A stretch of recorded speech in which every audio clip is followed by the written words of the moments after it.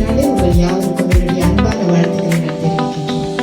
இந்த good Friday service அன்றைக்கு உலகம் முழுவதும் இயேசு கிறிஸ்துவனுடைய சிலுவை தியானத்தை குறித்து தியானித்துக் கொண்டிருப்பார்கள். நாமும் கூட இயேசு கிறிஸ்துவனுடைய சிலுவையை குறித்து நாம் சற்று தியானிப்போம். மத்தேயு எழுதின சுவிசேஷம் 16ஆம் அதிகாரம் 24ஆம் வசனத்திலே பார்க்கும்போது அங்கே என்ன சொல்லப்படுகிறது என்றால், ஒருவன் என்னை பின்பற்றி வர விரும்பினால் தன்னைத்தான் வெறுத்து சிலுவையை எடுத்துக்கொண்டு என்னை பின்பற்ற கடவன் என்று எழுதியிருக்கிறது. ஸோ ஆண்டவர் இயேசு கிறிஸ்துவுடைய அழைப்பு என்னன்னா, தன்னைத்தான் வெறுத்து சிலுவையை எடுத்து பின்பற்றி வர வேண்டும். அவருடைய அழைப்பு மிக கிருபை நிறைந்த ஒரு அழைப்பாய் இருக்கிறது, தயவுள்ள ஒரு அழைப்பாய் இருக்கிறது. ஆனால் அநேகருக்கு இந்த அழைப்பு ஒரு கசப்பான ஒரு காடியை போல இருக்கிறது. ஆண்டவர் இயேசு கிறிஸ்துவை பின்பற்ற வேண்டும் என்றால் ஒரு தயக்கம் ஏற்படுகிறதா இருக்கிறது. தெளிவாக சொல்லுகிறது, ஆண்டவர் இயேசு சொல்லுகிறார், நானே வழியும் சத்தியமும் ஜீவனுமாய் இருக்கிறேன் என்று சொல்லப்படுகிறது.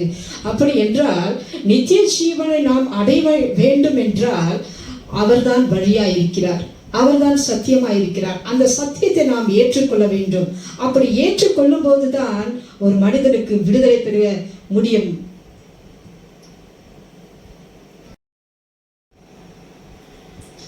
ஆண்டவர் இயேசு கிறிஸ்துவுடைய சிலுவையை மகிழ்ச்சியோடு சுமக்கிறவர்கள் அவரோடு கூட நித்திய காலமாக அரசாளுவார்கள்.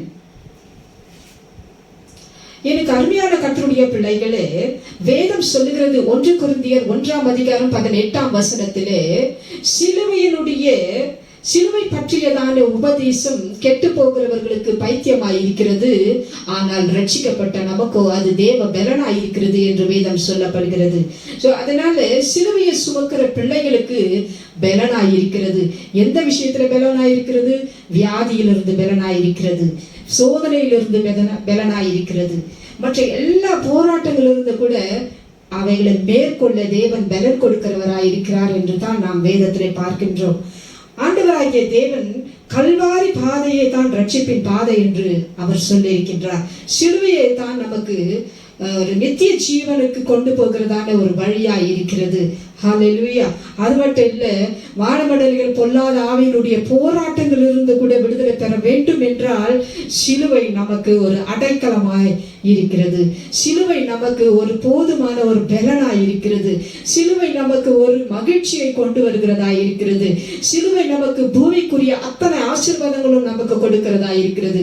பரலோகத்திற்கு போக வேண்டிய வழி காட்டுகிறது கூட சிலுவை மட்டும்தான். ஹல்லேலூயா.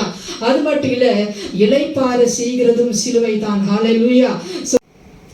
அருமையான தேவனுடைய ஜனமே, எல்லா மக்களுக்கும் ஒவ்வொரு பிள்ளைகளுக்கும் ஒவ்வொரு சிலுவை பாடுகள் உண்டு. நாம் எல்லா சிலுவை பாடுகள் சுமக்காமல், பாடுகளை சகிக்காமல் பரலோக ராஜ்யத்திற்கு போகவே முடியாது. 1ஆம் அதிகாரம் 2ஆம் வசனம் 3ஆம் வசனத்துல நான் வாசிக்கிறேன் பாருங்க. என் சகோதரரே, நீங்கள் பலவிதமான சோதனைகளில் அகப்படும் போது உங்கள் விசுவாசத்தின் பரீட்சையானது பொறுமையை உண்டாக்கும் என்று அறிந்து அதை மிகுந்த சந்தோஷத்தோடு எண்ணுங்கள் என்று சொல்லப்படுகிறது. ஸோ யாக்கோபு இவ்விதமாக என்கரேஜ் பண்ணி விடுறாரு. சோதனையை சகிக்கிற மனுஷன் நம்ம பாக்கியவானா இருக்கிறார் என்று ஆண்டவர் இயேசு எப்படி சொல்றாரோ அந்த மாதிரி யாக்கோபு கூட என்ன சொல்றாருன்னா, நம்முடைய சோதனையிலே மிகுந்த சந்தோஷத்தை நாம் எண்ண வேண்டும் என்று கூட சொல்லப்படுகிறது. எனக்கு அருமையான கர்த்தருடைய பிள்ளைகளே, ஒரு பொறுமையான ஒரு காரியத்தை நாம் சிலுவையை சுமக்கும் போது பார்க்க வேண்டும். ஹல்லேலூயா. பொறுமையோடு ஆண்டவர் இயேசு கிறிஸ்துவுடைய சிலுவையை நாம் சுமக்க வேண்டும். ஹல்லேலூயா. அது மட்டும் இல்ல, இயேசு நமக்காக தன்னையே ஒப்பு கொடுத்தார். நம்முடைய பாவங்களுக்காக, நம்முடைய அக்கிரமங்களுக்காக அவர் நொறுக்கப்பட்டார். அவர் நம்முடைய அக்கிரமங்களை அவர் சிலுவையிலே சுமந்து தீர்த்தார். ஸோ அதனால நம்ம என்ன பண்ணணும்னா, பொறுமையோடு சிலுவையை சுமக்கிற பிள்ளைகளாக நாம் காணப்பட வேண்டும். ஹல்லேலூயா.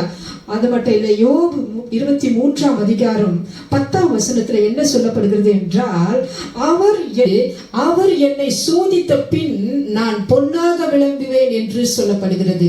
ஆண்டவராகிய தேவன் ஒரு மனிதனை சோதிக்கும் பொழுது அப்பொழுதுதான் அவன் பொன்னாக விளங்குவான் என்று வேதம் தெளிவாக சொல்லப்படுகிறது. பிலிப்பியர் 2:8 11 வரைக்கும் பார்க்கும்போது ஆண்டவராகிய தேவன் இந்த கல்வாரி சிலுவை முதல் கொண்டு மரணம் வரைக்கும் தன்னை தாழ்த்தினவராக அங்கே காணப்படுகிறார். அதனால நாம் அருமை சகோதர சகோதரிகளை, நாம் நம்மை தாழ்த்தி சிலுவை சுமக்கும் போது அதிலே ஒரு மீட்பு உண்டு, அதிலே ஒரு மகிழ்ச்சி உண்டு, அதிலே நித்திய ஜீவன் உண்டு. பரலோகத்திற்கு போகிறதான வழியை தேவனாகிய கர்த்தர் நமக்காக ஆயத்தப்படுத்தியிருக்கிற அந்த பாதைகளை ஆண்டவர் செவைப்படுத்துவார். ஆண்டவர் இந்த வசனங்களை ஆசீர்வதிப்பாராக. கண்களை மூடி ஜெபிக்கலாம். அருமை ஆண்டவரே, நன்றியோடு துதிக்கிறேனப்பா.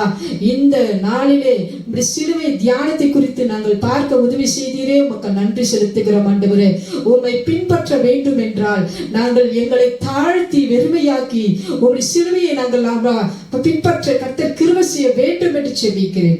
துதி கன மகிமை யாவும் ஒருவருக்கே இருந்தது. ஆண்டவரும் இரட்சகருமாகிய மீட்பர் இயேசு கிறிஸ்துவின் மூலம் ஜெபிக்கிறேன், ஜீவனுள்ள நல்ல தகப்பனே. ஆமென்.